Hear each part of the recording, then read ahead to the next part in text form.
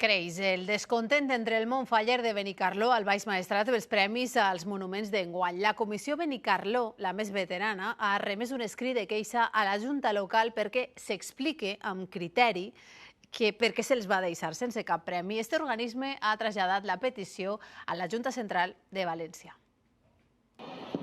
En l'entrega de guardons les seues cares ho diuen tot. El campanar. Sorpresa entre les comissions pel palmarès. El caduc. Plors entre les falleres majors en veure que el seu monument es queda sense premi.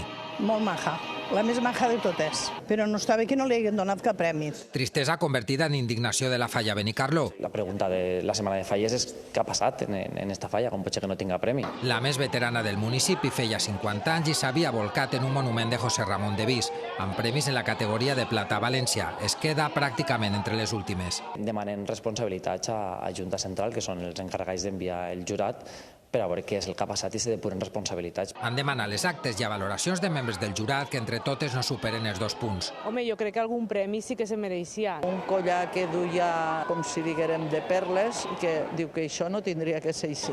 Els artistes fallers locals ho reconeixen. El palmarès ha premiat falles mal acabades. Era molt voluminosa. La Junta Local Fallera es dona suport i per primera volta demanarà explicacions a València. En la pròxima assemblea proposaran seguir el model de Borriana, on són les falles que es voten entre si.